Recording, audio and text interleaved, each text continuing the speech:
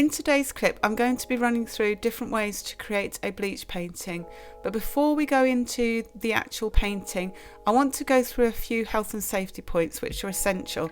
The first one is make sure, please, that when you get your bleach, you read through all of the health and safety points on the back of the bleach, because it's really important that you have an understanding of how hazardous bleach is.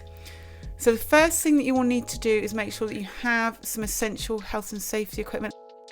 So it would be useful if you have some latex or plastic or vinyl gloves to protect your hands, especially if you're moving across the work, because obviously it's not like using paint. Bleach is a hazardous material.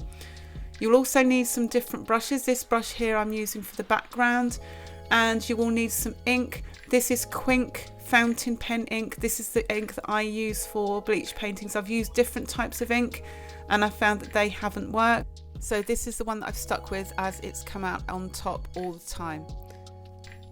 This is also Milton sterilising fluid, which is a weaker type of bleach.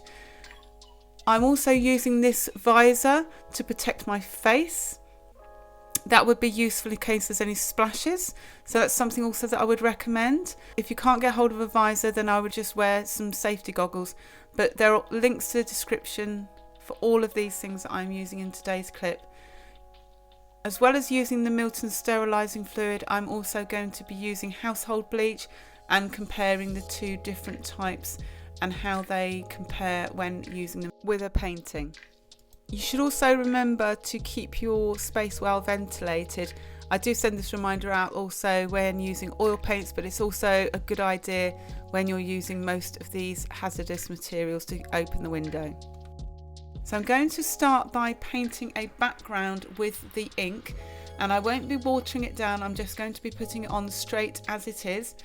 I have experimented with different types of ink and I found that this one works the best.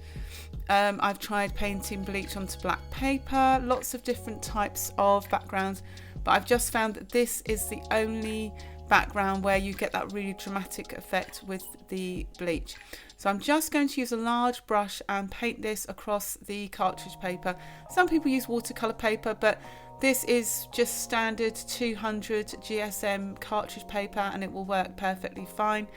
And I'm just going to put one layer. I'm making quite an interesting edge background to this because I think it will make a more interesting image. So I'm just going to put one layer down and leave that to dry.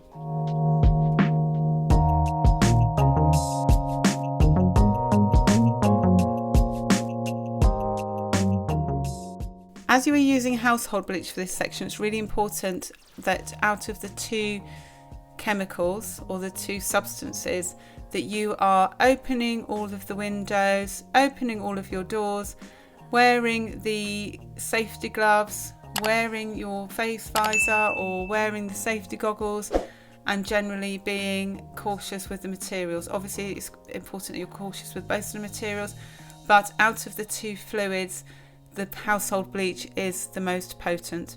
So I've started painting onto the ink, and as you can see, it starts to activate straight away.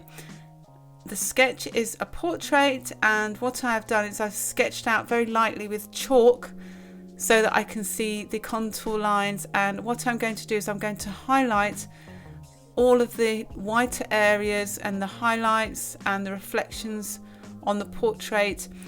I'm finding that with the bleach it activates straight away and there's not really a great deal of subtlety with the bleach. Now if I wanted to, I could water it down, which is something that I've done before, but what I'm doing is I'm challenging myself to see what I can achieve with just the bleach, because I'm going to compare the results with the Milton fluid, which is obviously a more watered down version of the bleach. And as I say, I'm finding that with using the bleach, it is quite potent and there is no kind of in between. It's either really strong or nothing at all. And then as you layer it up, it goes straight to the bright. So I'll speed it up and then you can see the results of what happens with the household bleach.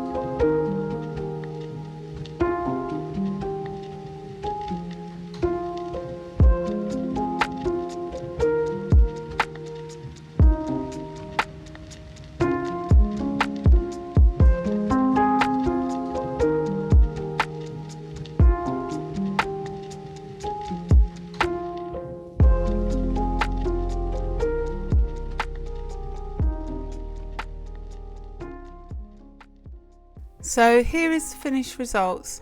I am happy with the composition, however I would like to have had more control over the bleach, because what happened was as I was laying it down it would react or activate the ink straight away. So let's see how it goes with the Milton fluid. I was introduced to Milton sterilising fluid a few years ago when I started looking to a safer way to do bleach painting with the young people that I teach in secondary school. I was concerned about using bleach because of the health and safety aspects, especially breathing in a small classroom situation, and also the potential for it to splash on their faces. So I started doing a bit of research and I found that quite a few people were using Milton sterilising fluid, so I thought I'd give it a go. And I've started to use it on this rose picture here, as you can see. I have used it before and I have experimented with it before, but I thought it would be useful to show you the differences between both the Milton fluid and the household bleach. The main difference between Milton and household bleach is that it is safe to use with pets, children and around the home, whereas with bleach you have to be more careful because it's extremely hazardous with the fumes, etc, etc. Now obviously you can water down bleach because essentially Milton is diluted bleach, however you still run the risk with that initial contact. So for me personally, especially using this with young people, I prefer to use Milton fluid. So let's see what it's like to work with. I found that as I built up each petal of the rose, I gained in confidence with using this medium. And the most important thing to note is that it is more subtle than the household bleach. What you need to do is to build up the layers. With the household bleach, the medium activates the ink straight away and it's really bright and really bold. Whereas with the Milton, you have more control over it. So say for example, you're trying to get subtle tonal values like this rose here. You need to build up the layers, and maybe for the lighter areas, you build up 2 or 3 layers. Whereas for the subtle areas, you maybe want 1 or 2. And sometimes you have to wait for it to activate to see what the effect is going to be. And then you maybe build up 1 or 2 layers, go back in. So that was what I had to do with the rose. I had to learn how to use it first before I became confident enough to know what I was doing with it. So really, it's a bit of experimentation first, but I found that out of the 2 media, once I got to learn how to use it, this was the one that was probably the more effective out of the 2, but it depends what kind of results you're going for. So I did enjoy using both the household bleach and the Milton sterilising fluid, but if I had to choose one, it would be the Milton sterilising fluid, for the simple reason that it's a safer fluid to use. There aren't as many noxious fumes, so you don't have that overpowering bleach smell, but also the fact that you have more control over the fluid. If you are interested in learning about water mixable oils, which is a safer alternative to traditional oil paints, then click on the link above. Hope to see you in the next one.